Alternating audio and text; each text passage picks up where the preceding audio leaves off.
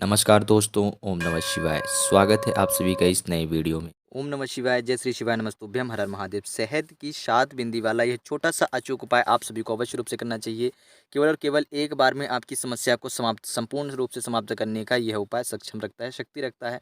तो कैसे और किस प्रकार करनी चाहिए आपको यह 7 बिंदियों वाला उपाय, संपूर्ण जानकारी जानेंगे और समझेंगे हम सभी पूज्य गुरुदेव की अनुकंपा और कृपा से। तो चलिए जानते हैं और समझते हैं कि हम सभी अपने जीवन से सारी समस्याओं का अंत कैसे कर सकते हैं इस छोटे से अचूक उपाय से। यदि आपको लगता है कि मैं बहुत सारे उपाय कर चुका हूँ, बहुत ज़्यादा परेशान रह रहा हूँ, बहुत ही ज़्यादा मेरे जीवन में दुर्भाग्यमय जीवन चल रहा है, धन से जुड़ी समस्याएं चल रही हैं, व्यापार से जुड़ी समस्याएं चल रही है, विशेष रूप से वैवाहिक और नौकरी से जुड़ी समस्याएं चल रही है, या फिर आपका व्यापार अच्छा चल ही नहीं रहा है, दाम्पत्य जीवन में आप सुखी नहीं है, ऐसी कोई भी समस्याएं हैं, या फिर आपका बच्चा हो या पति हो, नौकरी के क्षेत्र में या फिर पढ़ाई के क्षेत्र में, या फिर उनको कहीं सफलता प्राप्त नहीं हो रही है, वे लगे हैं लेकिन किसी न किसी कारणवश उनको हमेशा असफलता का मुख देखना पड़ रहा है, तो एक छोटा सा उपाय अवश्य रूप से करना चाहिए। लेकिन प्लीज़ उससे पहले वीडियो को लाइक कर दें और चैनल पर नए हैं तो प्लीज़ चैनल को सब्सक्राइब कर दें। आपको लेनी है केवल और केवल 3 चीज़ें। कौन-कौन सी? 1 बेलपत्री लेंगे, 1 चम्मच 1 से 2 चम्मच आपको शहद लेना है, 1 लोटा शुद्ध जल लेना है। ये 3 चीज़ें लेकर के आप कहाँ पहुँच चुके हैं? भगवान शिव जी के मंदिर पहुँच चुके हैं। भगवान शिव जी के मंदिर आप 3 चीज़ें लेकर के पहुँच चुके हैं। ध्यान दीजिएगा, जिनके पास बेलपत्री यदि नहीं है उनके पास, तो भगवान शिव जी के शिवलिंग पर चढ़ी हुई बेलपत्री का प्रयोग कर सकते हैं। आपकी जो बेलपत्री है वह कहीं से भी खंडित नहीं होनी चाहिए। भगवान शिव जी की ऊपर जो बेलपत्री समर्पित करेंगे वो खंडित ना हो। गुरुदेव ने हमेशा अपनी कथा में यह बात बताया है, तो विशेष रूप से इस चीज़ का ध्यान रखा करें। 1 लोटा शुद्ध जल है। तांबे के लोटे में भी आप जल ले सकते हो, या फिर चाहे तो आप स्टील के लोटे में भी ले सकते हो। शहद आपको 1 से 2 चम्मच ले लेना है।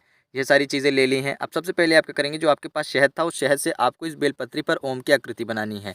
भगवान शिव जी का नाम लेंगे जब आप बड़ी वाली पत्ती पर ओम लिखेंगे।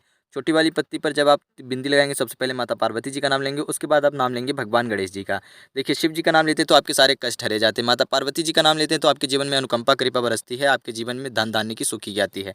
जब आप गणेश जी का नाम लेते हैं तो यदि आपके जीवन में बुद्धि, विनय, विद्या, विवेक से जुड़ी कोई समस्याएं, अड़चनें, परेशानी आ रही हैं, आपके जीवन में आपका मस्तिष्क काम नहीं कर रहा है, यानी कि आप हमेशा चिंतित रहते हैं, परेशान रहते हैं, बहुत ज़्यादा विचलित रहते हैं, ध्यान एकाग्र हो ही नहीं पा रहा है, बहुत ज़्यादा आप मानसिक रूप से तनाव में हैं, तो वह सारी समस्याएं आपकी दूर होती हैं।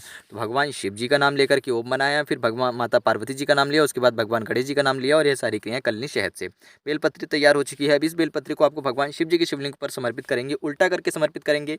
बेलपत्री की डंडी माता अशोक सुंदरी की तरफ होनी चाहिए, और पत्ती का जो आपने ओम लिखा और जो बिंदियां लगाई हैं वो भगवान शिव जी की शिवलिंग को स्पर्श होनी चाहिए। इतनी बात समझ गए हैं आप? आगे बढ़ते हैं।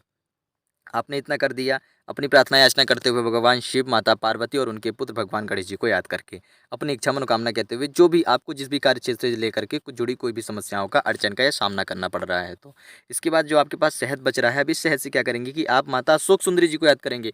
गणेश जी को याद कर लिया, भगवान शिव जी को याद कर लिया, माता पार्वती जी को याद कर लिया, और उनके पुत्री यानी कि माता अशोक सुंदरी जी को याद नहीं करा, तो आपका ये जो उपाय है अधूरा माना जाएगा। तो आप माता अशोक सुंदरी जी को याद करेंगे, शहद से 7 बिंदियाँ लगाएंगे माता अशोक सुंदरी वाले स्थान में। किस क्रमानुसार लगाएंगे? तो ऊपर से नीचे की ओर। ध्यान दीजिएगा, आप अपने जीवन से जुड़े हुए कष्टों को दूर करने के लिए प्रार्थना याचना कर रहे हैं, किसी चीज़ की प्राप्ति नहीं करनी है आपको।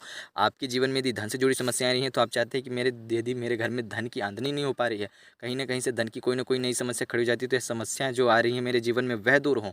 बच्चा यदि किसी कार्य क्षेत्र में जाता है और असफल हो रहा है, तो उसकी असफलताओं का जो कारण है वह समस्याएं दूर हों। जो समस्या बनी, मतलब आपकी किसी भी कार्य क्षेत्र में कोई भी यदि समस्या उत्पन्न होती हैं जिसका सामना आपको बार बार करना पड़ रहा है, तो ऐसी समस्याएं दूर हों। आपको किसी भी विघ्न बाधा से यदि आप परेशानी चल रहे हैं, पीड़ित चल रहे हैं, उसके लिए आप माता अशोक सुंदरी जी से प्रार्थना करते हुए, ओम नमः शिवाय का जाप करते हुए, ऊपर से, यानी कि ध्यान दीजिएगा जिस प्रकार से मैं, यानी कि ऊपर से नीचे की तरफ आप 7 बिंदियां लगाते हुए आएंगे। 7 बार भगवान शिव जी का नाम जपेंगे। 7 बिंदियां लगा दी हैं, बहुत छोटी छोटी सुंदर सुंदर सी बिंदियां लगाई हैं। देख सकते होंगे आप स्क्रीन में कि कैसे आपको बताने के लिए बहुत प्यारी लग रही हैं बिंदियाँ। इसी प्रकार से आपको बनानी है।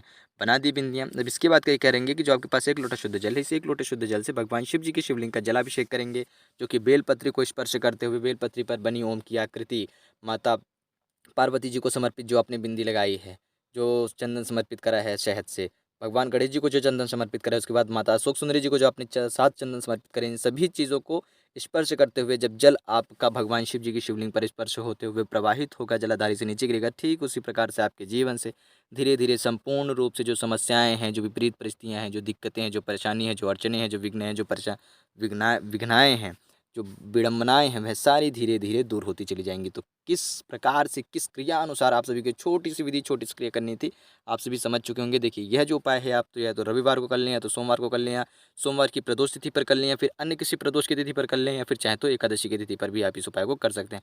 तो कैसे करना था और किस प्रकार करना था हम सभी ने जानने का प्रयास करा है बहुत ही सरल और सहज रूप से पूज्य गुरुदेव की अनुकंपा और कृपा से। शहद की 7 बिंदी वाला है छोटा सा उपाय जो कि हमारे जीवन से जुड़ी किसी भी प्रकार की समस्याएं हो उनको दूर करेगा। तो उम्मीद करता हूँ आप सभी समझ गए होंगे कैसे करना था। जय श्री शिवाय नमस्तुभ्यम हर हर महादेव ओम नमः शिवाय।